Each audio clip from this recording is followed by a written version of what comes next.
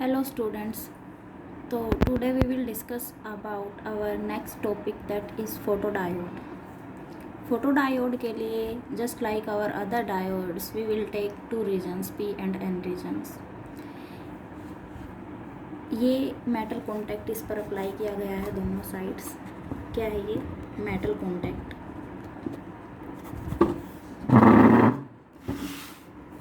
Metal contact apply करने के बाद पी रीजन को थोड़ा सा यहाँ से ओपन छोड़ा गया है जहाँ से मेटल की कवरिंग नहीं है. यहाँ पर इंसिडेंट लाइट के जो फोटोन्स होंगे वो डायरेक्टली एमिट करेंगे, आएंगे, उसे ये पी रीजन अब्जॉर्ब करेगा. ठीक है. अब उसके बाद ये जो पी रीजन है इसकी विड्थ है अप्रोक्स 1 माइक्रोमीटर. तो जैसे कि अदर डायोड्स होती हैं, फोटो डायोड भी हमारी एक पीएन जंक्शन डायोड होती है जिसे कि एक विंडो होती है जिसके ऊपर ऑन द पी रीजन, जो कि ये है, जहाँ से इंसिडेंट फोटोन्स जो होंगे, जो लाइट होगी उसके इंसिडेंट फोटोन्स आएंगे. इस डायोड को हमेशा रिवर्स बायस अज्यूम किया जाता है कि यह रिवर्स बायस में काम करती है. रिवर्स बायस्ड अज्यूम किया जाएगा. जो लाइट के फोटोन्स आ रहे हैं उनकी वेवलेंथ होगी lambda is less than lambda max. Lambda max क्या है कि कितनी वेवलेंथ होगी एक फ़ोटोन की, मैक्सिमम वेवलेंथ की, वो एक बैंड गैप को तोड़ सके, एक इलेक्ट्रॉन होल पेयर जनरेट कर सके. तो जो ये इंसिडेंट लाइट फोटोन्स यहाँ आ रहे हैं उनकी वेवलेंथ क्या है? Lambda is less than lambda max. अब हमें पता है लैम्डा, अब आप लोग सोचोगे कि अगर लैम्डा कम वेवलेंथ आ गई लैम्डा मैक्स से, इंसिडेंट लाइट की वेवलेंथ अगर कम है तो इलेक्ट्रॉन होल पेयर जनरेट कैसे होंगे? उसके लिए एज वी नो एनर्जी का लैम्डा के साथ क्या रिलेशन होता है? E is equal to h c by lambda. तो energy is inversely proportional to lambda. तो अगर लैम्डा लेस है लैम्डा मैक्स से, that means energy is greater than E g. Band gap energy से है ना. तो एनर्जी क्या है? इंसिडेंट लाइट की फोटोन की एनर्जी बैंड गैप एनर्जी से ज़्यादा है. तो जब इस एनर्जी के फोटोन्स यहाँ पी रीजन के ऊपर आते हैं तो ये उसे अब्जॉर्ब करेगा और एक इलेक्ट्रॉन होल पेयर जनरेट हो जाएगा. क्या होगा? इलेक्ट्रॉन होल पेयर जनरेट हो जाएगा. और जो ये इलेक्ट्रॉन होल पेयर जनरेटेड हैं ये ऐड हो जाएंगे किसमें? माइनॉरिटी चार्ज कैरियर करंट, मतलब कि thermally generated charge carrier current के अंदर. थर्मली जनरेटेड, हमें पता है डायोड्स का भी एक थर्मली जनरेटेड करंट होता है. थर्मली जनरेटेड करंट के अंदर जो ये इलेक्ट्रॉन होल पेयर की वजह से करंट प्रोड्यूस होगा जिसे कि एक्सटर्नल करंट कहा जाएगा, एक्सटर्नल करंट, ये इसके अंदर ऐड अप हो जाएगा इसके अंदर. ठीक है. और यहाँ से ऐड होने के बाद हमें जो टोटल करंट है हमारे डायोड का वो मिलेगा. इसे थोड़ा सा और स्टडी करने के लिए हम लोग ऐसा करते हैं, एक पीएन जंक्शन डायोड को थोड़ा सा डिफरेंट रीजन्स में मॉडिफाई करेंगे क्योंकि ये रिवर्स बायस होती है. तो इस रीजन को मैं ले लेती हूँ P और इसे ले लेती हूँ N. रिवर्स बायस में P कनेक्ट होगा नेगेटिव टर्मिनल से और N कनेक्ट होगा बैटरी के पॉजिटिव टर्मिनल से, है ना. यहाँ पर एक रीज़न ये लिया गया जिसे कि डिप्लीशन रीजन माना गया है, जिसे रिप्रेजेंट किया है A से. अब इस डिप्लीशन रीजन के बाद दोनों साइड 1 यूनिट का डिफ्यूज़न लेंथ और हम लोग कंसीडर करेंगे. P साइड में डिफ्यूज़न लेंथ जो होगी उसे हम देंगे कि उसे रिप्रेजेंट किया गया है Ln से, और जो N साइड में डिफ्यूज़न लेंथ होगी उसे रिप्रेजेंट किया जाएगा Lp से. यहाँ पर क्या होगा? डिप्लीशन रीजन की डिफ्यूज़न लेंथ में हम सबको पता है कि यहाँ पॉजिटिव चार्ज कैरियर्स की एक्सेस ज़्यादा होगी, सॉरी नेगेटिव चार्ज कैरियर्स की. P साइड के कॉर्नर पे, P साइड के जंक्शन के कॉर्नर पे नेगेटिव चार्ज कैरियर्स की एक्सेस हो जाती है ना, because of electron whole recombination. ये यहाँ जाते हैं, यहाँ जाते हैं, ये सारा प्रोसेस हम लोग पहले डिस्कस कर चुके हैं. तो आज मैं इस टॉपिक को छेड़ूंगी नहीं. पहले की वीडियोज़ में ये सब कुछ हम लोग डिस्कस कर चुके हैं. तो हमें पता है कि डिफ्यूज़न लेंथ के साइड में P साइड के just on the corner of diffusion length, diffusion region, depletion region, हमें इलेक्ट्रॉन्स की एक्सेस मिलती है. तो यहाँ इलेक्ट्रॉन्स ज़्यादा होंगे and on this depletion length यहाँ क्या होंगे? होल्स की एक्सेस होगी. एन रीजन के कॉर्नर पे होल्स की एक्सेस होगी. ठीक है. ये रीजन था A. अब मैं इस रीजन को, जो कि मैं P साइड की एन रीजन की जो डिफ्यूज़न लेंथ है इस 1 डिफ्यूज़न लेंथ, क्या कहा मैंने? 1 diffusion length. One diffusion length. N side की जो डिफ्यूज़न लेंथ है मैं उसे रिप्रेजेंट कर रही हूँ एल पी से, जो कि किस एज से है, from the edge of depletion region. Depletion region के एज से वन डिफ्यूज़न लेंथ है जो एन साइड की, उसे हम लोग रिप्रेजेंट कर रहे हैं एल पी से। In the same way depletion region के कॉर्नर से जो पी साइड की तरफ डिफ्यूज़न लेंथ है उसे रिप्रेजेंट किया जाएगा एल एन से। इस रीजन को मैं नाम दे देती हूँ बी का, और इस रीजन को मैं नाम दे देती हूँ सी का, इसे मैं नाम दे देती हूँ ई का, और इसे मैं नाम दे देती हूँ डी का। ये हमने डिफरेंट रीजन्स में हमारी जो डायोड थी इसे मॉडिफाई कर लिया, डिवाइड कर दिया। अब अकॉर्डिंग टू दिस रीजन हम लोग इसे स्टडी करेंगे कि मैंने आपको बता दिया कि ये ए बी सी डी क्या है। ए क्या था? डिप्लीशन रीजन था। ए क्या था? डिप्लीशन रीजन था। बी क्या था? One diffusion length that is L P from the edge of depletion region. Similarly C क्या था? L N edge one diffusion length on the P side from the edge of depletion region, है ना। अब उसके बाद ई और D क्या है? ये न्यूट्रल रीजन है जो कि respectively P and N region के अंदर लाई कर रहे हैं, ठीक है। अब इसे हम लोग थोड़ा सा एनर्जी बैंड डायग्राम से एक बार स्टडी करने की कोशिश करते हैं। Energy band diagram. Energy band diagram की हेल्प से जब हम इसे स्टडी करेंगे तो हम देखेंगे कि ये हमें डिफरेंट रीजन्स मिल रहे हैं। ये रीजन हुआ ए। अब उसके बाद इस पर्टिकुलर रीजन को मैंने रिप्रेजेंट किया सी से, इसे रिप्रेजेंट किया मैंने बी से। अब यहाँ ये क्या है? डी, और ये क्या है? ई, ठीक है। अब मैंने कहा कि पी साइड में पी जो रीजन है इसके ऊपर एक विंडो है जहाँ पे इंसिडेंट लाइट फोटोन आएंगे, है ना। तो अब जब ये इंसिडेंट लाइट फोटोन अगर ए रीजन के अंदर अब्जॉर्ब होते हैं, ए रीजन के अंदर अगर अब्जॉर्ब होंगे तो ए रीजन के अंदर इलेक्ट्रॉन होल पेयर जनरेट हो जाएगा, है ना। जो ये इलेक्ट्रॉन होल पेयर जनरेटेड है, क्योंकि ये जो डायोड है ये हमारी रिवर्स बायस है, तो जो इलेक्ट्रॉन होगा ये जाएगा कहाँ? एन रीजन की तरफ, एल पी जो हमने कहा, है ना। और ये क्या है? एल एन, ये था पी रीजन, और ये क्या था? एन रीजन, है ना। तो ये जो इलेक्ट्रॉन होल पेयर जनरेट हुआ है इसके अंदर जो इलेक्ट्रॉन है वो जाएगा एन रीजन की तरफ, ओके। और जो होल है ये जाएगा पी रीजन की तरफ। ये क्या है? ये दोनों क्या हैं? Photo generated electron hole pair, ठीक है। अब अगर कोई लाइट फोटोन यहाँ होगा, सी रीजन के ऊपर अगर कोई फोटोन आता है तो यहाँ अगर कोई होल होगा, यहाँ देखो अगर यहाँ कोई होल है और यहाँ इलेक्ट्रॉन है तो ये भी इसके साथ कुछ एनर्जी रिकम्बाइन करेगा। अगर रिकम्बाइन करेगा तो कुछ ना कुछ एनर्जी भी रिलीज होगी। तो ये क्या है? Pair generated there recombine before reaching to depletion region. Depletion region के अंदर पहुंचने से पहले जो पेयर्स का रिकॉम्बिनेशन हुआ है उसे यहाँ रिप्रेजेंट किया गया है। क्या कहा मैंने? ये पेयर जनरेटेड और देयर रिकम्बाइन, और इनका जनरेट होने के बाद recombine before reaching to depletion region पर पहुंचने से पहले जो रिकम्बाइन हुआ है। क्योंकि हो सकता है कि ये जो इंसिडेंट लाइट फोटोन है ये यहाँ भी ऑब्जॉर्ब किए जा सकते हैं। अगर यहाँ इलेक्ट्रॉन होल पेयर जनरेट हो जाए तो वो रिकम्बाइन हो जाएगा डिप्लीशन रीजन के अंदर जाने से पहले। Similarly in the same way electron hole pair तो भाई डी के ऊपर भी हो सकता है क्रिएट, तो वो भी यहाँ रिकम्बाइन हो जाएगा।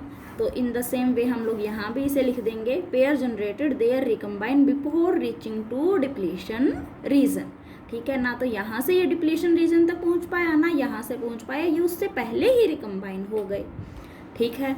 अब बात आई बी और सी की, ठीक है। बी और सी के ऊपर भी अगर लाइट इंसिडेंट लाइट फोटोन यहाँ आता है और यहाँ इलेक्ट्रॉन होल पेयर जनरेट होता है तो ये क्या है? एक डिफ्यूज़न लेंथ है। डिफ्यूज़न लेंथ एक्चुअल में क्या होती है कि कितनी अमाउंट ऑफ लेंथ एक माइनॉरिटी चार्ज कैरियर ट्रैवल कर सकता है एक मेजॉरिटी चार्ज कैरियर्स के सी में, मतलब कि एक्सेस अमाउंट में मेजॉरिटी चार्ज कैरियर्स हैं और उनके अंदर से एक माइनॉरिटी चार्ज कैरियर कितनी लेंथ, मैक्सिमम कितनी लेंथ कवर कर सकता है। मतलब कि अगर हम लोग पी रीजन की बात करें तो यहाँ एक इलेक्ट्रॉन पी रीजन के अंदर एक्सेस नंबर ऑफ होल्स होते हैं, तो हम कह सकते हैं कि वो होल्स का सी है, एक सी मीन्स समुंदर, एक समुद्र है वो होल्स का, ठीक है। वहाँ पर अगर एक इलेक्ट्रॉन आया तो वो कितनी लेंथ कवर करेगा रिकॉम्बिनेशन से पहले, रिकॉम्बिनेशन से पहले वो जितनी लेंथ कवर अप करेगा इसे कहा जाएगा डिफ्यूज़न लेंथ, ठीक है बेटा।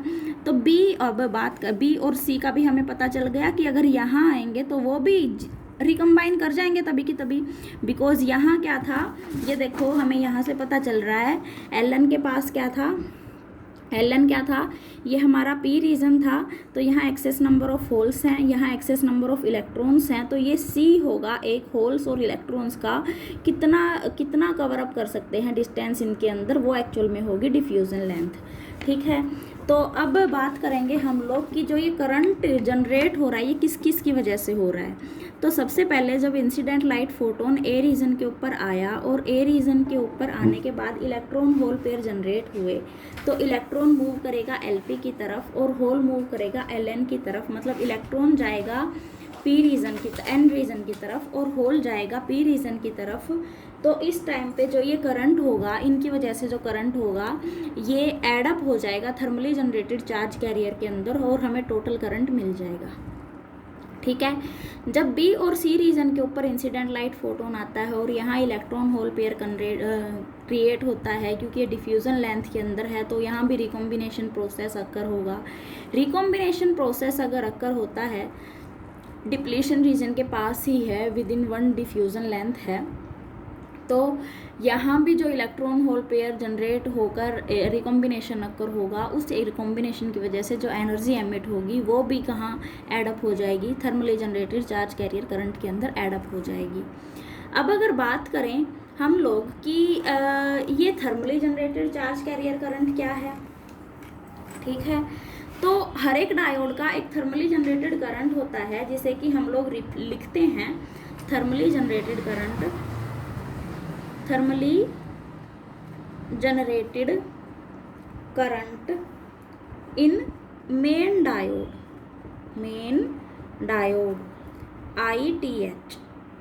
थर्मली जनरेटेड करंट को रिप्रेजेंट किया जाएगा IS e⁻⁴ into VB VA varactor diode KBT -1, ठीक है।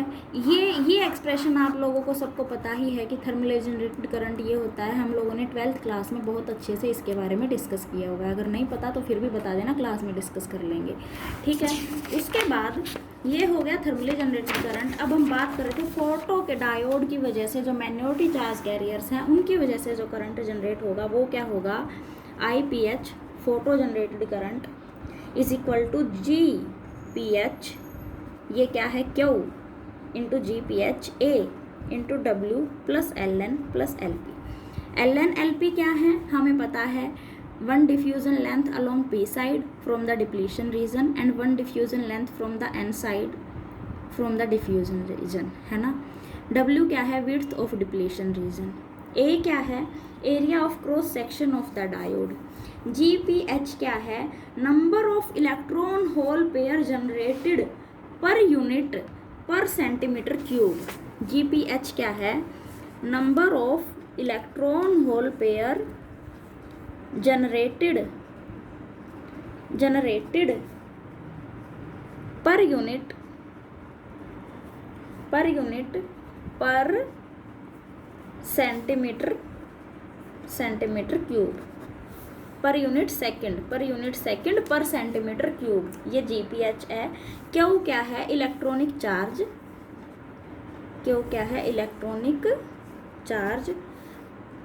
और ये W क्या है, width of depletion region. L and LP are the diffusion length, है ना। इसके बारे में हम लोग बात कर ही चुके हैं। तो बेटा जब डायोड रिवर्स बायस होगी तो जो करंट होगा, जो थर्मली जनरेटेड करंट है, उसे फोटो जनरेटेड करंट के अंदर ऐड अप कर दिया जाएगा और हमें जो टोटल करंट होगा फोटो डायोड के लिए वो मिल जाएगा। That's it.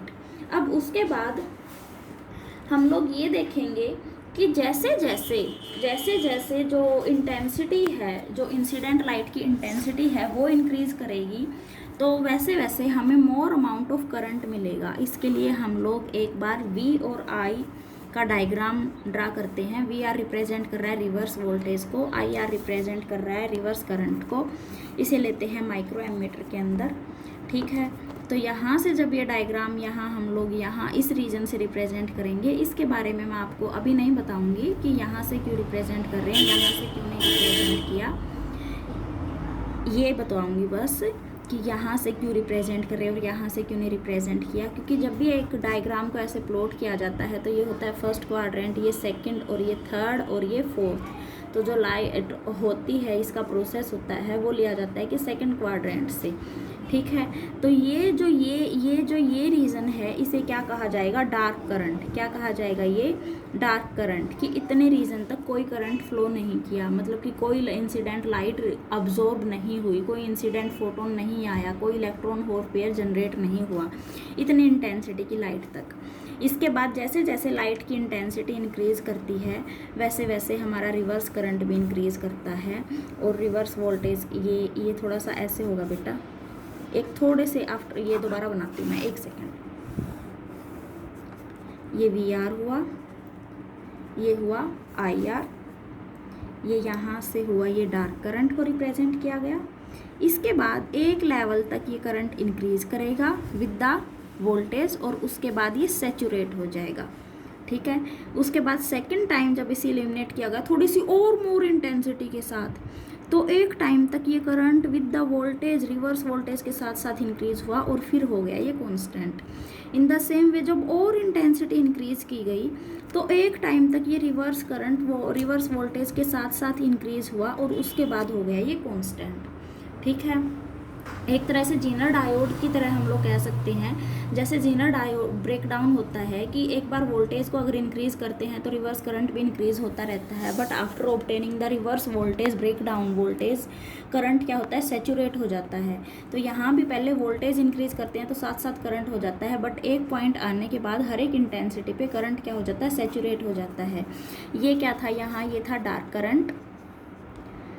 करंट, और ये क्या है, डिफरेंट स्पॉटिंग पॉइंट हैं डिफरेंट इंटेंसिटी से। हम लोग ये कह सकते हैं कि जैसे कि हमारे पास वहाँ लैब में आप लोगों को मैं ऑपरेटर्स दिखाऊंगी कि एक फोटो डायोड के ऊपर जब एक बल्ब को लिया जाता है, इंटेंसिटी को डाला जाता है, बल्ब को 100 वोल्ट का बल्ब लिया जाता है और जब वहाँ से इंटेंसिटी आएगी लाइट की, तो जैसे जैसे हम उस बल्ब को उस डायोड के पास लेके जाते हैं वैसे वैसे अमाउंट ऑफ करंट उसके अंदर से इंक्रीज़ करता है। तो ऐसे ही जैसे जैसे इंटेंसिटी इंक्रीज़ करती है तो रिवर्स करंट भी इंक्रीज़ होता है रिवर्स वोल्टेज के साथ साथ, ठीक है। ये फर्स्ट पॉइंट है, फर्स्ट स्पॉट हम लोग कह सकते हैं। ये सेकंड पॉइंट है, ये थर्ड पॉइंट है जहाँ से current intensity, light intensity fall की है, ठीक है। अब एक और डायग्राम में डिस्कस करना चाहूँगी कि जैसे जैसे हमने कहा था, हमने यहाँ इस रीजन की बात की थी, ये देखो इस डायग्राम पर नहीं, ये इस पेज पर नहीं है, ये देखो ये हमने इस डायग्राम की बात की थी। तो इस डायग्राम में ये यहाँ से E और D रीजन जो है, यहाँ पर जो इलेक्ट्रॉन अगर अब्जॉर्ब, यहाँ पर फोटोन अगर अब्जॉर्ब हो जाता है, इंटेंसिटी अगर लाइट इंटेंसिटी अगर यहाँ अब्जॉर्ब हो जाती है तो ये कभी भी फोटो जनरेटेड करंट के अंदर एडअप नहीं होते, ये वहाँ पार्टिसिपेट नहीं करते। जबकि B, C और A रीजन वाले क्या करते हैं, इस करंट के अंदर एडअप होते हैं, ठीक है। तो इसी के अकॉर्डिंग बेस हम लोग ये कह सकते हैं